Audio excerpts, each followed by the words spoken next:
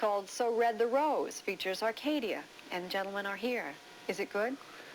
It's not good, it's brilliant. Is it more brilliant than what Duran has produced? I wouldn't say that. I mean, we're not in direct competition with Duran. Not in direct, but you would inevitably, if an album is on the shelf and people choose this one or that one, you are in competition with yourselves. Well, then in luck, I mean, people will choose both albums when they go into the record shops. Right answer. I certainly would. Right answer. Why are you guys so restless?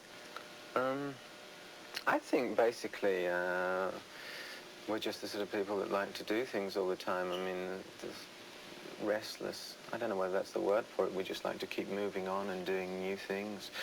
This album was something that was very important to us to do at this stage, and so we plowed ahead. What aspect of it was important to you when you have incredible commercial success as you have had? What do you have to prove? Anything? Well, no, it's just that after 5 years together as Duran, we felt that it was really time that we split down a little bit and gave each other a little bit of space and experimented a little more. I mean, the Power Station's probably the more heavy side of Duran, a bit more rock-orientated, and ours is the sort of more atmospheric side, if you like. What do you mean atmospheric? I don't...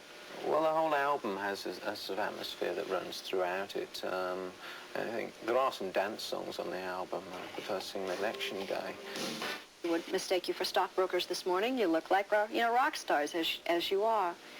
But you in particular, Nick, have at least as much, maybe more makeup on and probably more expertly applied than me.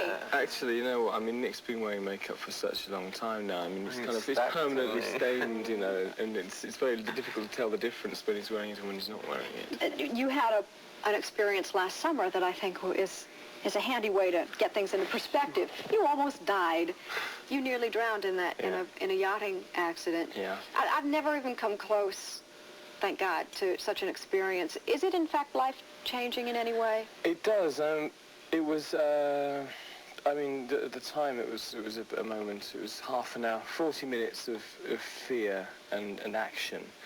And only afterwards did it all sink in, when I started to realise things had changed. The two main things which changed are your set of values. You learn a different perspective. I found out very quickly what I cared about, and it wasn't money, and it wasn't the job, and it wasn't cars, and it wasn't the house, and anything like that. It was my life, my woman, my family, my friends, and that's all that mattered to me. And the other